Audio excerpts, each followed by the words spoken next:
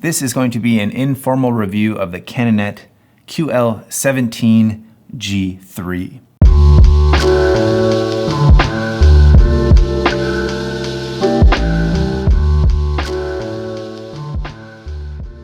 I love this camera, and this is a camera that I would recommend to anybody that is interested in getting their first film camera.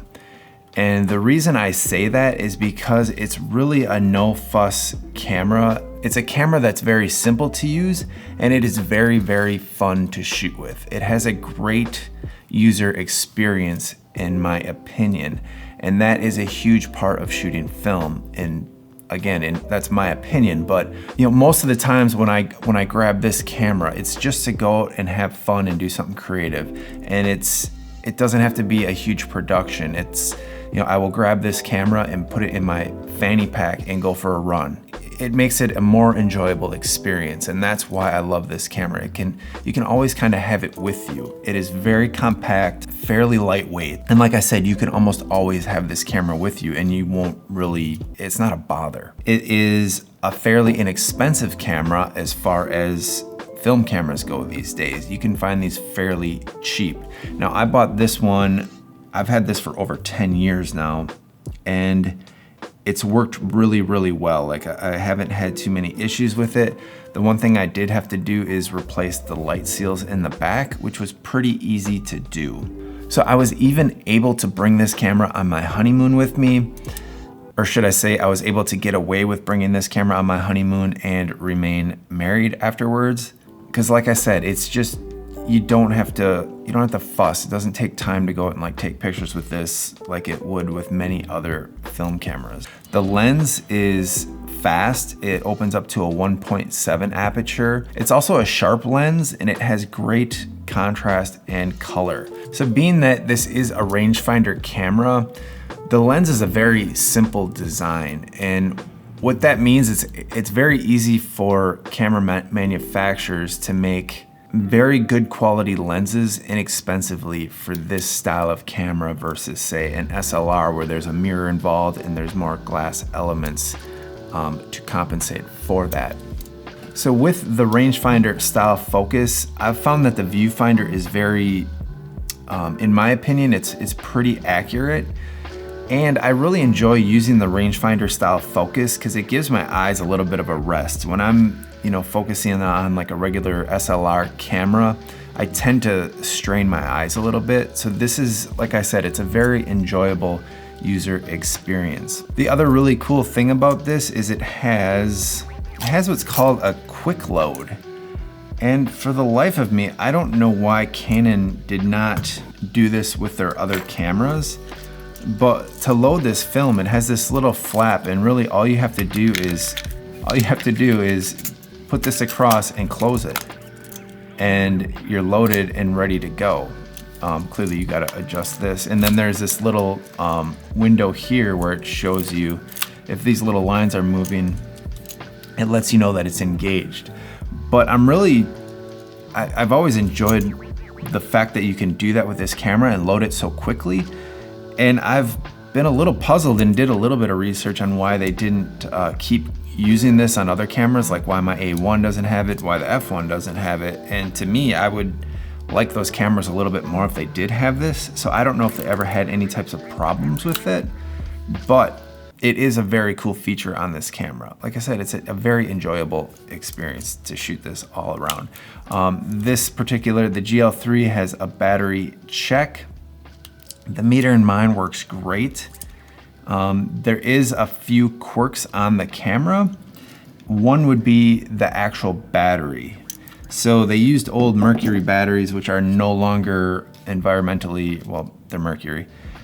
You just can't get them. I use these little hearing aid batteries, and the voltage that you're supposed to have for this is a 1.35. And now I've used anywhere from 1.4 to 1.5 volt zinc batteries, and when I use the 1.5, I usually I'll rate 400 film at 200, and I've never really had any issues. I've never calibrated it, but like I said, I kind of go out and just shoot for fun, and the meter's always been really, really good for me. I usually just err on the side of overexposure, and it's worked wonderfully for me. The other quirk I would say is that it does not have a depth of field scale. Now, a long time ago, I was in Google land and came across, I don't know if you can see this here, came across a post linked to a post, and it's actually in the rangefinder forum, and I will put a link in the description below. But a gentleman was kind enough he made a depth of field scale for his Canonet G3. And you print it out and you have to line it up with this little line right here, and then you basically have a depth of field scale.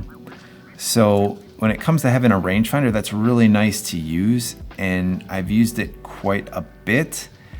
I do tend to dial in the focus in the center more than I use that scale, but it is nice to have on there. So I put a link in, like I said, I put a link in the description below, so if you want to check that out, you can. You do have to be a member of the rangefinder forum, but if you have this camera, you probably should be anyway.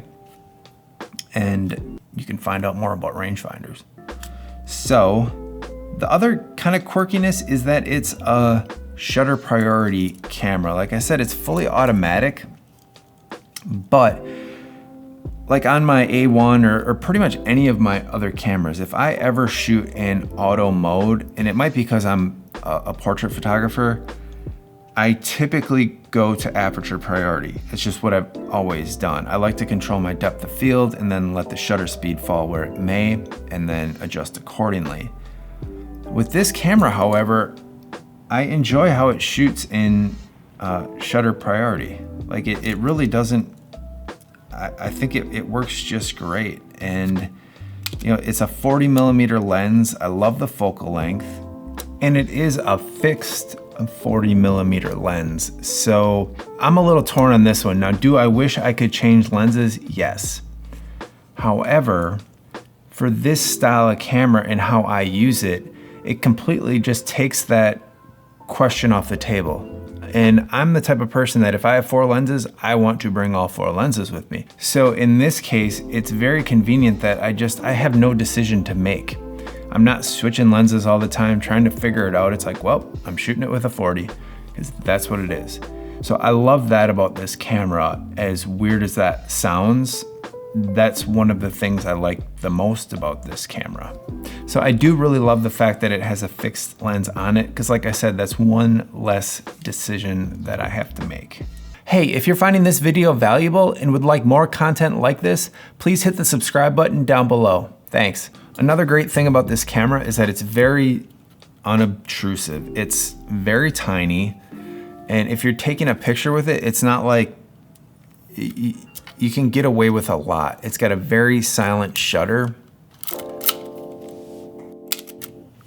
I mean, that's pretty quiet.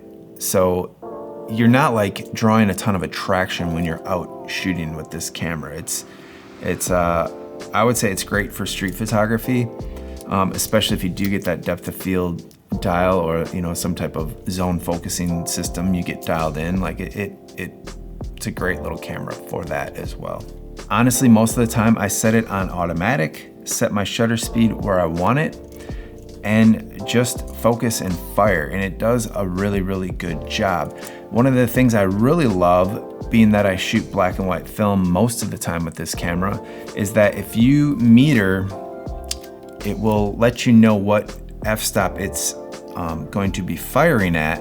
If you half press it, it will lock that exposure in. So this comes in really handy for anything backlit or anything you want to make sure you have shadow detail in. You can just meter off of that, then hold it. You can still focus and then fully press it and fire. So I love that feature on this camera, especially after using just tons of other SLRs and more complicated cameras where you have another button or it, like the focus is auto. Like the fact that it has this exposure lock and it's manual, it is very intuitive to use, very simple to use, and I love that feature about this camera. The top shutter speed on it is only 1/500th of a second, and I wish it stopped. I wish you could go like 1,000th, because in bright sun it does get a little bit wonky, because I usually shoot 400 speed film, but I'm usually shooting it at 200, and I usually have a filter on because I normally am shooting black and white film, which leads to another little quirk about this camera. The filter thread is a 48mm filter thread, which is kind of a goofy size. At least when I'm trying to find filters for it, it's a goofy size. I had to buy, this is kind of an old school, not old school, but it's an older, I mean, you can just tell by the box. It's a Venmar. I had to actually get this one off of eBay. And it's just a yellow K2 filter, which I normally keep on here because like I said, I'm normally shooting black and white film, and the lens cap is just kind of pop-on kind, and I lost it a long time ago. So the filter thread's a little bit goofy, but you can still find filters for it. If you can't, before I bought this one, I just used, you can find the step-up ring. So this is a 48 to 52mm step-up ring, and that was fairly easy to find. But when you use this, it protrudes a little bit into the frame, and that's why I searched out this one. And this is an orange filter, but anyway, that works really well. So I just thought it was kind of weird that it's a 48mm. So a little goofy, but hey, it works. And then you can see the light meter cell is behind the filter here. So that works really great. So I don't have to compensate for the filter or anything. There is also a PC, you know, if you want to use this, I think I just broke my camera. There is also a little PC sync slot here, so if you do want to use it with flash, you can. And that is pretty much the basics of it. Like I said, I love this is one of the cameras, this and my Holga I find are perfect. I'll just take them and go out running, throw out my hip pack, go out running, and it makes the whole experience that much more enjoyable. It definitely adds on a lot of time to my average mile, but that's okay because I'm having fun and it gets me out there. I've shot some really, really fun pictures. I'll kind of throw some of those up, and that's it. That is my informal review of the Canon QL17 and why I would recommend this for anybody that is considering getting into film photography but not sure where to start or what kind of camera to buy for their first camera. So we'll see you in the next video, guys. Take care.